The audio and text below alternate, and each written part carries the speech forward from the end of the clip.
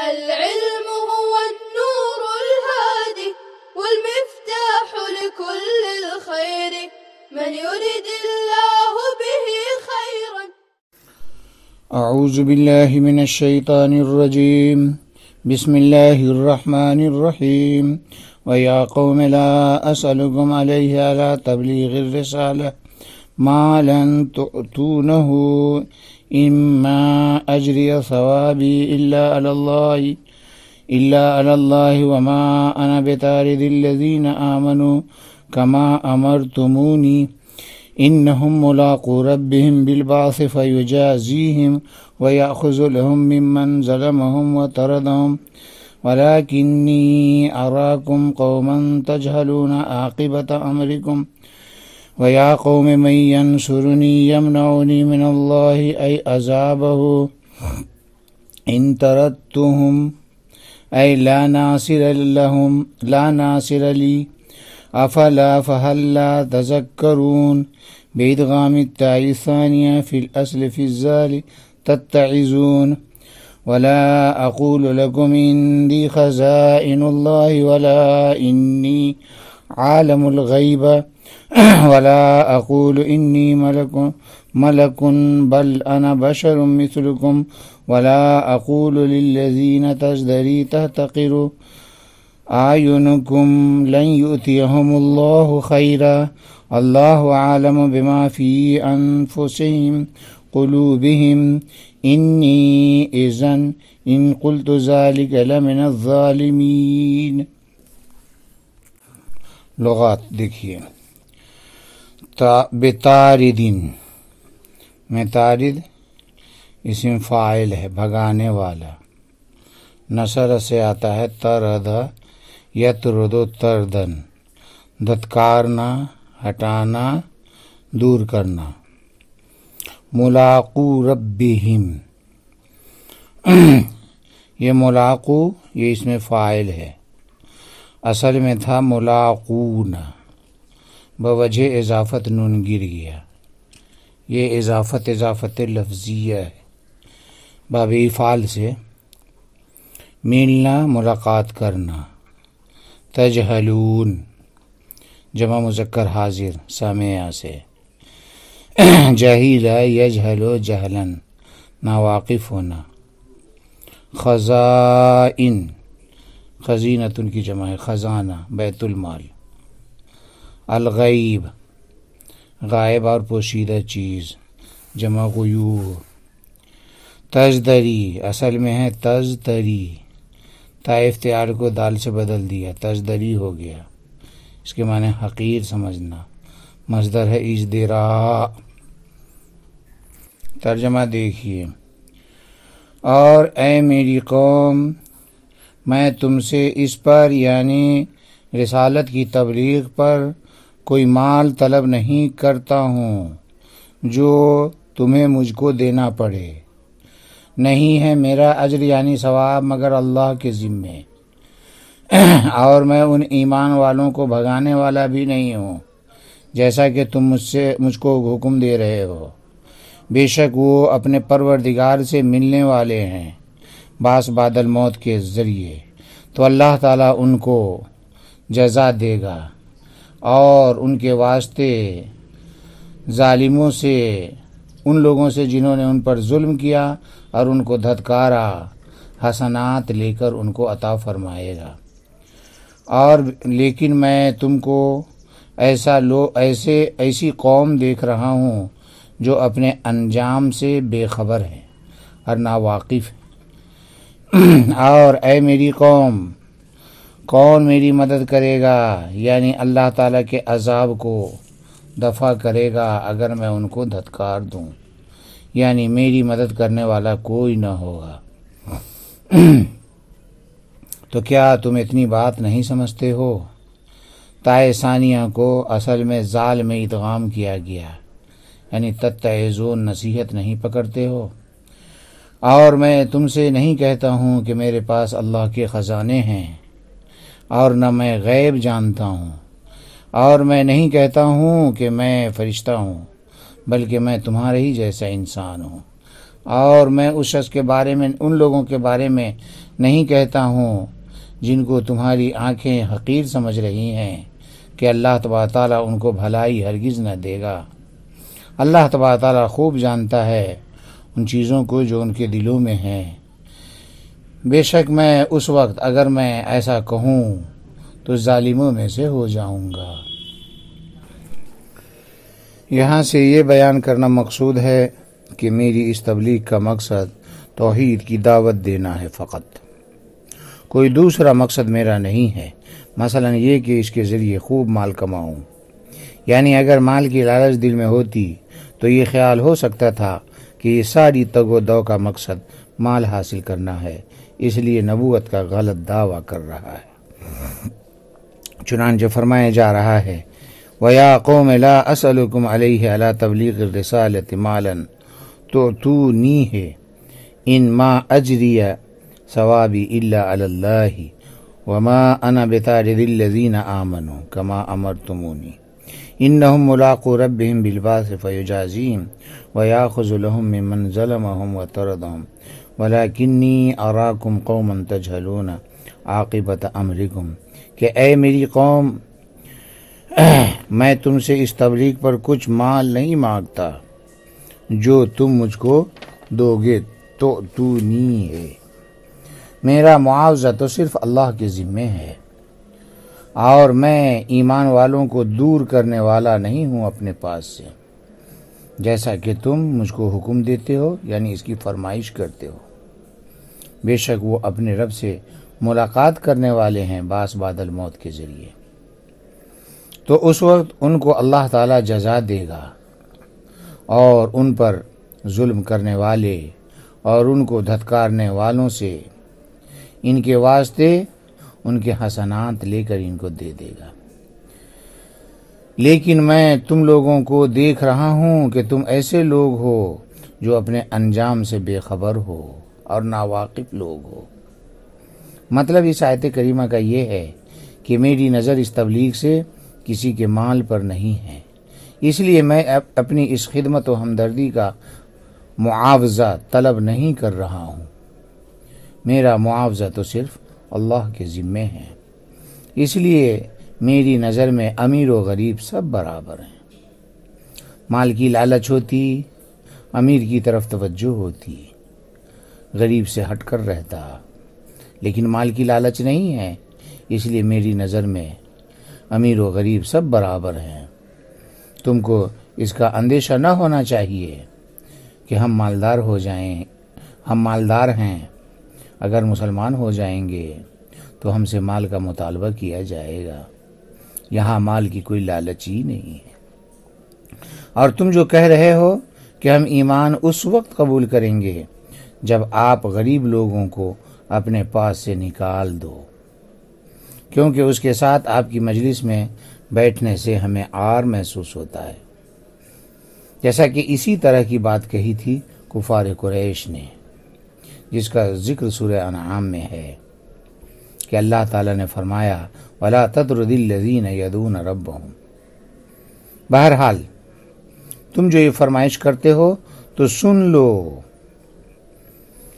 کہ میں تمہاری یہ فرمائش پوری نہیں کر سکتا، کیونکہ یہ لوگ اگرچہ بظاہر غریب ہیں لیکن اللہ کے یہاں ان کا بڑا مقام ہے، ان کے افلاس یا پیشہ کی وجہ سے حقیر و ذلیل سمجھنا بالکل درست نہیں، بالکل مناسب نہیں، لہٰذا ان کو حقیر اور ذلیل سمجھ کر نکالنا نہایت بے وقوفی ہے۔ آگے فرمایا جا رہا ہے انہم ملاقو ربہم، اس کا مطلب یہ ہے کہ اگر بالفرض ان کو نکال دوں جیسا کہ تم فرمائش کر رہے ہو تو قیامت کے دن یہ لوگ اپنے رب حقیقی سے باس بعد الموت کے ذریعے ملیں گے اور ان کے سامنے جائیں گے اور میرے خلاف اللہ سے فریاد کریں گے، تو تم ہی بتاؤ کہ اس وقت میرے پاس کیا جواب ہوگا۔ اس وقت تو اللہ کا یہی فیصلہ ہوگا کہ ان پر ظلم کرنے والوں سے اور ان کو اپنی مجلس سے بھگانے والوں سے حسنات لے کر ان مظلوموں کو دے دیا جائے گا، جس میں ظلم کرنے والوں کا مجلس سے دھتکارنے والوں کا خسارہ ہی خسارہ رہے گا۔ اسی کو مفسر علام نے یوں فرمایا فَيُجَازِيهِمْ وَيَأْخُذُ لَهُمْ مِمَّنْ ظَلَمَهُمْ وَطَرَدَهُمْ۔ آگے فرمایا گیا وَلَكِنِّي أَرَاكُمْ قَوْمًا تَجْهَلُونَ، کہ لیکن میں دیکھتا ہوں کہ اپنے انجام سے بے خبر لوگ ہو اور جہالت والی باتیں کرتے ہو، کہ مال و دولت کو عزت سمجھتے ہو، اور اہل ایمان جو خدا کے نزدیک معزز ہیں ان کو حقیر اور ذلیل سمجھتے ہو، اور تم ایسی جاہل قوم ہو کہ تمہیں عزت و ذلت کا معنی ہی معلوم نہیں ہے۔ عزت و ذلت کا مفہوم سنو، خدا سے صحیح تعلق کا نام عزت، اور خدا سے بغاوت اور قطع تعلق کا نام ذلت ہے۔ وَلِلَّهِ الْعِزَّةُ وَلِرَسُولِهِ وَلِلْمُؤْمِنِينَ وَلَكِنَّ الْمُنَافِقِينَ لَا يَعْلَمُونَ۔ آگے فرمایا جا رہا ہے وَيَا قَوْمِ مَن يَنصُرُنِي يَمْنَعُنِي مِنَ اللَّهِ أَيْ عَذَابِهِ إِن طَرَدتُّهُمْ أَيْ لَا نَاصِرَ لِي أَفَلَا تَذَكَّرُونَ بِإِدْغَامِ التَّاءِ الثَّانِيَةِ فِي الْأَصْلِ فِي الزَّالِ تَتَّعِظُونَ، کہ اے میری قوم، کون میری مدد کرے گا، یعنی کون اللہ کے عذاب سے ہم کو بچائے گا اگر میں ان لوگوں کو دھتکار دوں، یعنی میری مدد کرنے والا کوئی نہ ہوگا۔ کیا تم اس بات کو سمجھتے نہیں ہو؟ یہاں پر مفسر علام نے لا ناصر لی بڑھا کر اس بات کی طرف اشارہ فرمایا کہ یہاں پر استفہام انکاری ہے، اور افلا تذکرون میں اور حمزہ استفہام ہے، اس کا مدخول محذوف ہے، اور آگے جو فا ہے یہ عطف کے لیے ہے، جس کے ذریعے سے لا تذکرون کا عطف محذوف پر کرنا مقصود ہے۔ تقدیر عبارت یوں ہے اتامرونی بتردہم فلا تذکرون، اتامرونی بتردہم، کیا تم مجھ کو ان کو بھگانے کا حکم دیتے ہو تو تم سمجھتے نہیں ہو؟ مطلب یہ ہے کہ اگر میں تمہاری رعایت میں اللہ کے ان مخلص بندوں کو دھکے دیے اور بھگا دیا تو اس کی سزا اور گرفت سے مجھ کو کون بچائے گا؟ کوئی بچا نہیں سکتا۔ اس لیے تمہارے کبر اور غرور اور جہالت سے متاثر ہو کر میں اپنا نقصان نہیں کروں گا، کیونکہ وہ بندے ایمان اور طاعت والے ہیں، اور ایمان و طاعت سے اللہ کے نزدیک عزت ملتی ہے۔ محض دنیاوی مال و دولت سے اللہ کا قرب حاصل نہیں ہوتا۔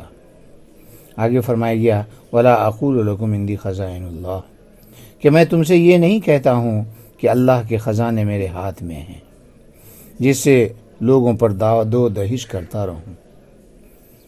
اس سے ان لوگوں کے قول ما نرا لکم علینا من فضل پر رد ہو گیا، کیونکہ وہ لوگ سمجھا کرتے تھے کہ اللہ نے نبیوں کو مکمل اختیار دیا ہے، لہٰذا اللہ کی قدرت کے خزانے ان کے ہاتھ میں ہوتے ہیں، جس کو چاہیں دیں، جس کو چاہیں نہ دیں۔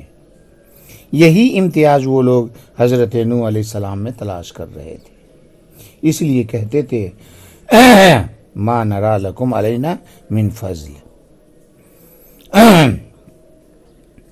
یا یہ کہنے سے ان کا مطلب یہ تھا کہ جب رسول اللہ کی طرف سے آئے ہیں تو ان کے پاس اللہ کے خزانے ہونے چاہیے جن میں سے وہ لوگوں کو داد و دہش کرتے رہیں۔ یہی داد و دہش کرنا، خزانہ لے کر آنا، یہ امتیاز تھا جو حضرت نوح علیہ السلام میں وہ تلاش کر رہے تھے، اس لیے کہتے تھے ما نرا لکم علینا من فضل، تمہارے پاس خزانے وغیرہ، داد و دہش وغیرہ تو ہے ہی نہیں۔ اس لیے اس کے جواب میں فرمایا گیا کہ لا اقول لکم عندی خزائن اللہ، کہ نبی کی بعثت کا مقصد لوگوں کو خزانوں میں الجھانا نہیں ہوتا، اس لیے ان کو خزانوں سے کیا کام ہے۔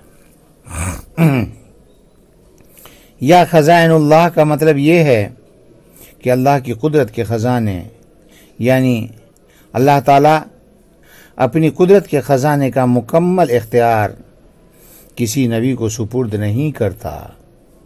اللہ اپنی قدرت کے خزانے اپنے ہی قبضے میں رکھتا ہے۔ اس لیے لا اقول لکم عندی خزائن اللہ کہتا ہوں کہ میرے پاس اللہ کی قدرت کے خزانے نہیں ہیں۔ آگے ہے ولا عالم الغیب، کہ میں غیب کی باتوں کو نہیں جانتا ہوں۔ اصل میں ہے لا اقول لکم انی عالم الغیب، اس سے ان کے قول ما نراک اتبعک الا الذین ہم اراذلنا بادی الرأی اس پر رد ہو گیا، کیونکہ ان لوگوں کا یہ خیال تھا کہ جو لوگ حضرت نوح علیہ السلام پر ایمان لائے ہیں وہ دل سے مومن نہیں ہیں، بلکہ بادی الرائے یعنی ظاہری طور پر اتباع ہے، حقیقت میں وہ مومن نہیں ہیں۔ اس خیال پر رد کرتے ہوئے فرمایا گیا ولا عالم الغیب، کہ میں غیب دانی کا دعویٰ نہیں کرتا، میں تو ظاہری ایمان ہی کا اعتبار کروں گا، باقی باطن کا معاملہ اللہ کے سپرد ہے، وہی جانتا ہے، میں نہیں جانتا، کیونکہ انی لا عالم الغیب۔